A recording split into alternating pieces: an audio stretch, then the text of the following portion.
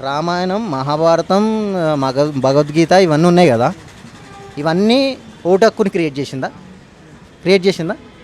ఇప్పుడు ప్రధానమంత్రి అయ్యిండు మోడీ. రామాయణం, మహాభారతాల వల్ల అయ్యిండా? కాదు కదా, రాజ్యాంగం వల్లే కదా అయ్యింది.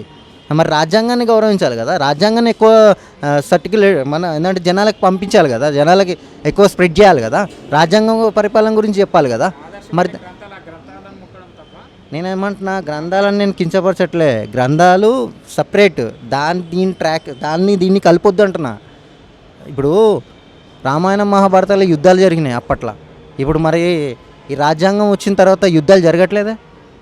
ఇప్పుడు యుద్ధాలు జరగాలంటే ఇప్పుడు ఒక మనిషి వచ్చి నేను 10 మంది వచ్చి నేను కొడితే మళ్ళీ 10 మందిని అటాక్ చేయగలుగుతావా? చేయలేవు కదా. ఈ కాన్స్టిట్యూషన్ ప్రకారంగా పోయి పోలీస్ స్టేషన్లో కంప్లైంట్ పెడతావు. అదే కదా రాజ్యాంగం అంటున్నా. ఇప్పుడు అందరం పోయి కొట్టలేము కదా హీరోలాగా. మనం అటాకులు చేస్తే యుద్ధమే జరుగుతుంది. ఇంకా అది నేను చెప్తుంది. ఎందుకంటే నేనేమంటున్నా అంటే, కట్టుబడి ఏడున్నారు బ్రో, కట్టుబడి ఉండుంటే ఇట్లాంటి వ్యవస్థ అనేది క్రియేట్ అవ్వదు. ఎందుకంటే ప్రతి పేదోడు కూడా ఎమ్మెల్యేలు అవుతాడు, ముఖ్యమంత్రులు అవుతారు. ఇక్కడ ఎందుకంటే ఉన్నోళ్ళే పరిపాలించాలి, పైసలు ఉన్నోళ్ళే ఎదగాలి. ఇప్పుడు అదాని, అంబానీ వీళ్ళందరినీ పెంచి పోషిస్తున్నాడు కదా.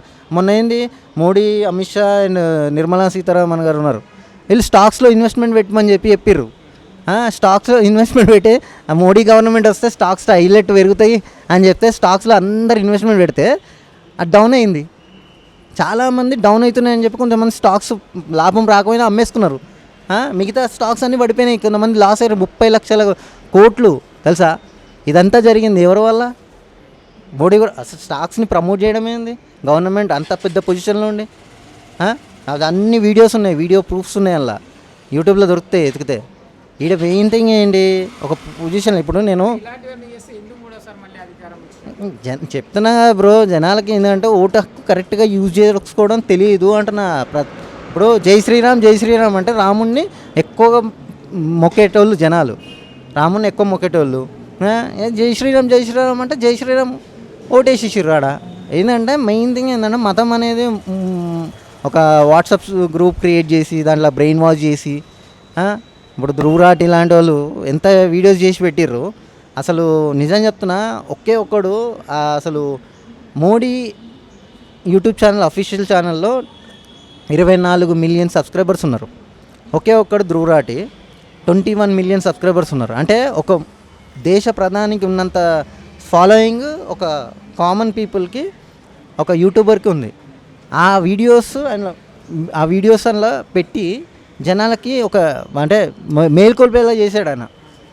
ఏంటంటే అది చాలా గ్రేట్. అది యాక్చువల్లీ నేనేమంటున్నా అంటే, నేను ఏ ప్రభుత్వానికి అగెనిస్ట్ కాదు బ్రో,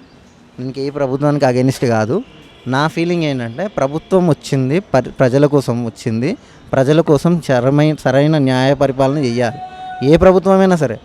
అదే ఇప్పుడు ఓటేస్తున్నారు, ఎవరు గెలుస్తారో అది జనాల చేతుల్లో ఉంటుంది. ఇప్పుడు నేను ఒక్కోళ్ళకి ఓటేస్తే వాళ్ళు గెలవరు కదా, అందరు కలిసి ఒకళ్ళకి ఓటేస్తేనే గెలుస్తుంది. ఇప్పుడు గెలిచిండ్రు, మోడీ గారు గెలిచిర్రు, ఓకే. ఫ్రీ ఎడ్యుకేషన్ ఇవ్వమని చెప్పు, ఫ్రీ హాస్పిటల్స్, మంచి టెక్నికల్ ఎక్విప్మెంట్స్ పెట్టమని చెప్పు హాస్పిటల్లో.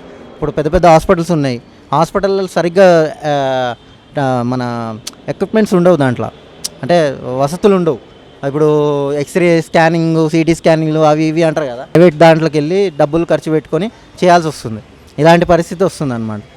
అదే నేను అనుకుంటున్నాను.